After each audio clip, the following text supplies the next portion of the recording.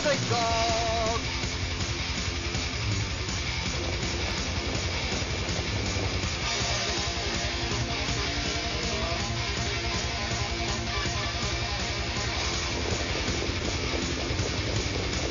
Three-quarters and 124.4. Lion Frost, he's great on top by 4 lengths. Hi everybody, welcome to our show. It's PA Harness Week. It is harness racing's fastest paced half hour, and we're happy to be here to bring it to you. Hi, I'm Steve Ross, and my lovely partner, as usual, is Heather Moffett.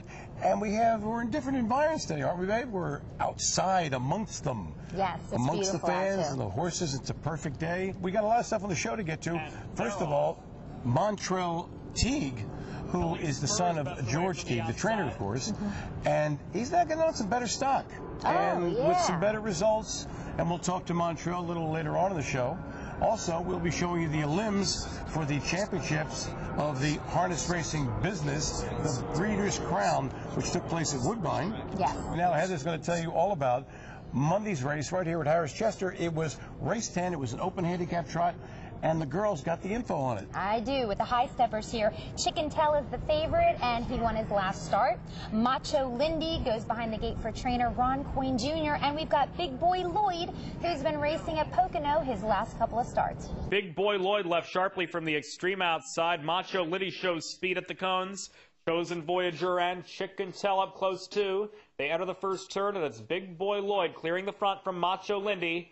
And these two have opened up by 2.5 from Chosen Voyager in third. Chicken Tell is parked from midfield. Bet to Win is next, and 5.5 lengths off new leader Macho Lindy, who pulled pocket early on. It's 2.5 farther back to Lord Darby, and the early trailer is Cinder Lane Chip. The quarter in 27-2 for Macho Lindy, who leads by 1.5 lengths. Big Boy Lloyd yielded to the pocket. Chicken Tell, the 3-5 favorite, still off the cones, and that one's forced to drive on. Chicken Tell, under a bit of urging, is up a joint second, moving for the bridge turn. Chosen Voyager is now a sole fourth, 3 lengths from the front. Next in line is Bet to Win, followed by Lord Darby, and 2.5 away last is Cinder Lane Chip. Macho Lindy is halfway home in 56-1, and now under pressure from Chicken Tell as they straighten away up the backstretch. Macho Lindy still a length in front. Big Boy Lloyd continues to track from the pocket. He is third by 2.5. Chosen Voyager is a clear fourth, 1 3/4, the whip over the back of Lord Darby. Next is Cinder Lane Chip. As that one comes to the outside, Cinder Lane Chip with 6 lengths to make up, and the distant trailer Bet to Win faltered up the backstretch. Into the far turn, Macho Lindy is holding Chicken Tell at bay, tracked every step by Big Boy Lloyd. Chosen Voyager, 3 lengths from the lead. Cinder Lane Chip continues to gain on the outside, 3/4 in 124-3. They turn for home, and it's Macho Lindy with Chicken Tell trying to re-rally on the outside. Big Boy Lloyd moves to the open stretch. Chosen Voyager in tight quarters. 150 to go. Macho Lindy tested yet again. Here's Big Boy Lloyd closing up the open stretch and taking the lead. Big Boy Lloyd at 11-1. Big Boy Lloyd wins in 154-2, gets a good trip with George Napolitano Jr. on the bike, and pays $25. Totally overlooked there. Macho Lindy set off the teletimers, hung on to take second, and then there's Chicken Tell. He may have been the beaten favorite, but he toughed it out, and he was third.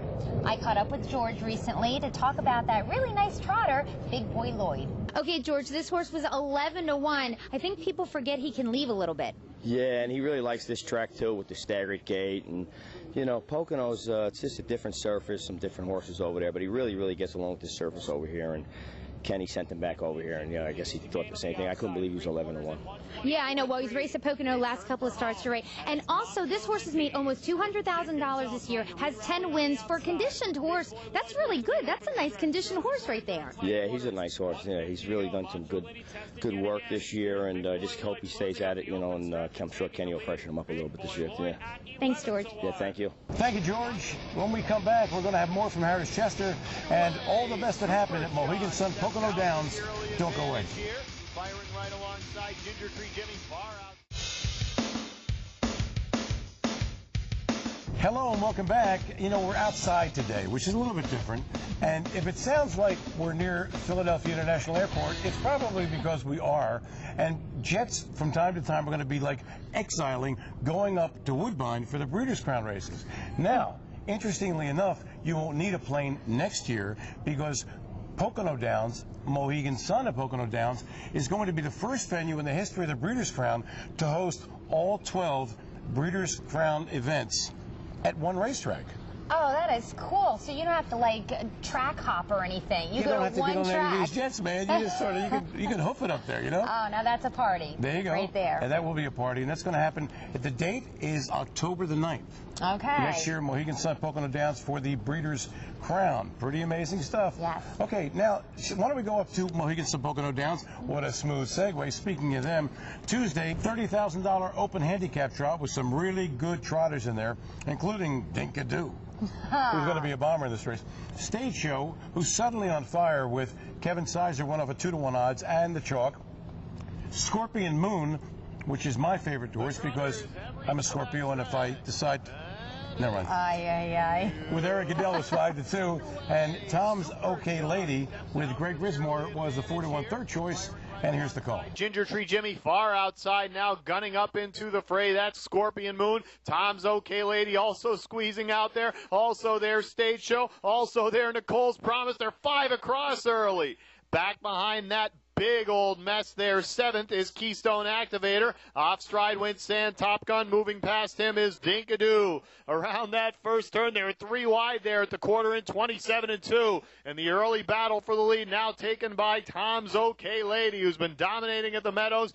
Pressure now from Scorpion Moon coming off the win at Batavia. The veteran now takes over. Tom's OK Lady back to second. Nicole's Promise, the mare, third, followed by Super Chuck fourth. Inside their 5th, Ginger Tree Jimmy. Stage Show off the track record, world record last time. Got shuffled back, now moves first over. Following that live cover is Dinkadoo. At the back there are Sand Top Gun and Keystone Activator, the half, 56-4. 29-2 second panel. Well rated there by Scorpion Moon once he took over the lead. Here comes Stage Show, now first over with a burst of energy on the outside. The mare quickly steps in front for the lead. Tom's OK Lady back in third. Gapped out there on the outside, fourth, moving up Dinkadoo. Following the cover, Ginger Tree Jimmy further back, Super Chuck and Nicole's Promise. Stage Show with the lead at 3/4, 125-1. 28-2 the third panel, and Stage Show now extends her lead to about 2.5 lengths here. Trying to stay in the ballpark, Scorpion Moon.